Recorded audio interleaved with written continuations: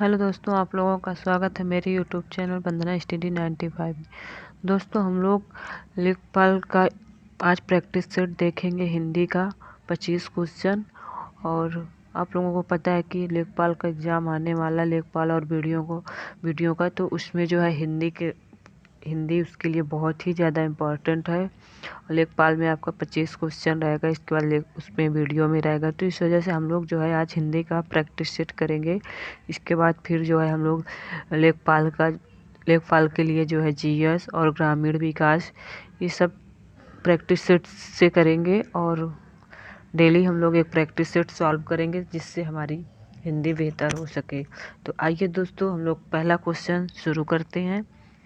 तो इनमें से कौन सा शब्द नित्य बहुवचन है? पहला है हस्ताक्षर, दूसरा है दर्शन, और तीसरा है प्राण, और चौथा है ये सभी। तो इसका सही आंसर होगा ये सभी। इसमें से जो है आपका दर्शन भी होगा और हस्ताक्षर और प्राण, और इसके बाद फिर ये सभी। तो ये सभी सही है। अगला क्वेश्चन है आपका कि निम्न में से हिंदी में कितने कारक होते हैं? तो इसका जो है सही आंसर होगा, निम्न में से कितने हिंदी कारक होते हैं? तो इसका सही आंसर होगा 8 होते हैं। हिंदी में कुल 8 कारक होते हैं। इसके बाद फिर तीसरा क्वेश्चन है, विज्ञान किस पर विश्वास करती है? विज्ञान किस पर विश्वास करती है? पहला ऑप्शन है स्वर्ग, दूसरा है नरक, तीसरा है सत्य, चौथा है परलोक। तो विज्ञान हमारा जो है सत्य पर विश्वास करते हैं। इसके बाद जो है आप चौथा क्वेश्चन देखेंगे, इसमें लिखा है इनमें से कौन से कवि सूफी हैं? इसके बाद आपका पहला ऑप्शन है सूरदास, दूसरा है जायसी, तीसरा है कबीर, और चौथा है तुलसीदास। तो इसका जो है सही ऑप्शन होगा जायसी। इसका सही ऑप्शन जायसी है।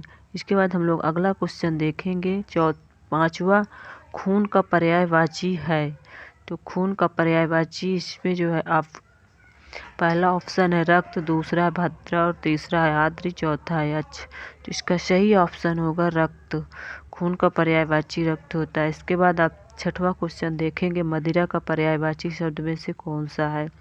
तो पहला ऑप्शन है सीढ़ी, दूसरा है हाला, और तीसरा है आद्री, चौथा है भृंग। तो इसका सही आंसर होगा हाला। मदिरा का पर्यायवाची हाला होता है। इसके बाद हम लोग अगला क्वेश्चन देखेंगे, आविर्भाव का विलोम शब्द कौन सा है? इसका पहला ऑप्शन है निरोभाव, दूसरा है अनुदार, तीसरा है प्रकाश, चौथा है अवसाद। तो इसका सही आंसर होगा आपका निरोभाव इसका सही आंसर है। इसके बाद अगला क्वेश्चन है, धवल का विलोम शब्द कौन सा है?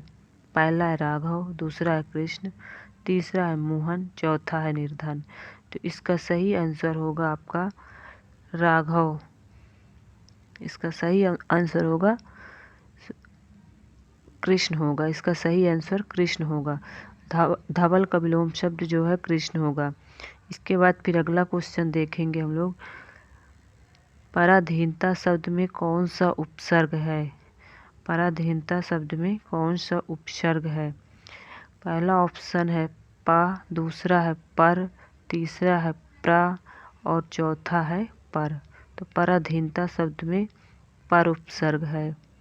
पराधीनता में पर उपसर्ग है। फिर 10वां क्वेश्चन है, प्रतिष्ठित शब्द में उपसर्ग है। पहला ऑप्शन है इति, दूसरा है प्रत, तीसरा है प्रा, चौथा है प्रति। इसका सही आंसर होगा प्रा। प्रतिष्ठित में जो है प्रा उपसर्ग है।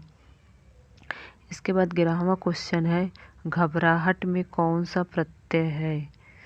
घबराहट में कौन सा प्रत्यय है? तो इसका सही आंसर होगा आहट। घबराहट में आहट प्रत्यय है। इसके बाद फिर 12वां क्वेश्चन है, भारतीय शब्द में कौन सा प्रत्यय है? तो इसका जो है पहला है ई, दूसरा है या, और चौथा है ई, और तीसरा है ती। इसका सही आंसर होगा ई। भारतीय में ई प्रत्यय है। इसके बाद अगला क्वेश्चन है, मैं मेले में गया था, इनमें कौन सा काल है? मैं मेले में गया था, इनमें कौन सा काल है? इसका जो है पहला ऑप्शन है वर्तमान काल, दूसरा है भविष्य काल, तीसरा है भूतकाल। तो इसका आपका सही आंसर होगा भूतकाल। मैं मेले में गया था, इसमें जो है भूतकाल है। इसके बाद हम लोग अगला क्वेश्चन देखेंगे 14 नंबर। संहार में, इसको और थोड़ा जूम कर लेते हैं। संहार में संहार का संधि विच्छेद क्या होगा? पहला है समाधनहार, दूसरा है संधनहार, तीसरा है समधनहार, इसके बाद चौथा है समधनहार। इसका सही आंसर होगा, 1 मिनट, इसका सही आंसर तीसरा होगा। इसका सही आंसर समधनहार होगा। इसके बाद अगला क्वेश्चन है रमेश का संधि विच्छेद क्या होगा? रमाधन एस, रमाधन ईस, रमाधन ईश। तो इसका सही आंसर होगा तीसरा, रमाधन ईस होता है। इसके बाद अगला क्वेश्चन देखेंगे हम लोग, अनुचित में समास बताइए।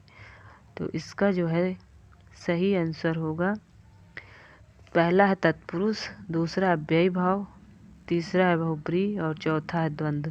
तो इसका सही आंसर होगा तत्पुरुष समास। इसके बाद आपका जो है 17वां क्वेश्चन है। 18वां क्वेश्चन, रचना की दृष्टि से क्रिया के कितने भेद होते हैं? रचना की दृष्टि से क्रिया के कितने भेद होते हैं? 3, 5, 2, 7। तो रचना की दृष्टि से क्रिया के 2 भेद होते हैं। रचना की दृष्टि से क्रिया के 2 भेद होते हैं। इसके बाद जो है अगला क्वेश्चन है, हंसना क्रिया क्या है? अकर्मक है या सकर्मक है, प्रेरणार्थक है या संयुक्त? तो हंसना जो है हमारी अकर्मक क्रिया है। हंसना अकर्मक क्रिया, आपका ये चौथा ऑप्शन सही हो जाएगा। इसके बाद अगला क्वेश्चन है, आलस्य से विशेषण बनाइए। पहला है आलसी, दूसरा है आलस, तीसरा है आलसी और चौथा है आलस। तो इसका जो है सही आंसर होगा आलस्य। आपका तीसरा आंसर सही होगा आलसी। इसका सही आंसर आलसी होगा। इसके बाद अगला क्वेश्चन है, 4 दिन की चांदनी मुहावरे का अर्थ क्या होगा?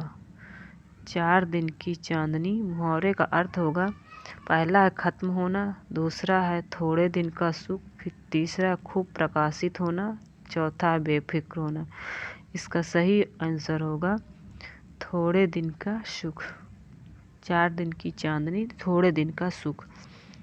इसके बाद अगला क्वेश्चन है, टाट उलटना मुहावरे का सही अर्थ होगा, तलाशी देना, दिवाला निकालना, सफाई करना या अपमान करना। तो इसका जो है सही आंसर होगा दिवाला निकालना। आपका तीसरा क्वेश्चन सही होगा, दिवाला निकालना। इसके बाद जो है अगला क्वेश्चन है, निम्न में से किस शब्द की वर्तनी शुद्ध है? आध्यात्मिक या आध्यात्मिक या आध्यात्मिक या आध्यात्मिक। तो इसका सही आंसर होगा आध्यात्मिक। अगला क्वेश्चन है, रिक्त स्थानों की उचित शब्दों द्वारा पूर्ति कीजिए। वो खाली स्थान पूर्वक सबके सामने झुक गया। पहला है विनय, दूसरा है निग्रह, फिर इसके बाद तीसरा है सदय, चौथा है साग्रह। तो इसका सही आंसर होगा वो विनय पूर्वक सबके सामने झुक गया। इसका सही आंसर होगा विनय, वो विनय पूर्वक सबके सामने झुक गया। इसके बाद अगला क्वेश्चन है, शिक्षा का वास्तविक मानव को पूर्णता प्रदान करता है। शिक्षा को वास्तविक मानव को पूर्णता प्रदान करता है। पहला है सेवा, दूसरा है चिन्ह, तीसरा है लक्षण और चौथा है उद्देश्य। तो इसका सही आंसर होगा उद्देश्य। ये आपका चौथा ऑप्शन सही है। शिक्षा का वास्तविक उद्देश्य मानव को पूर्णता प्रदान करता है।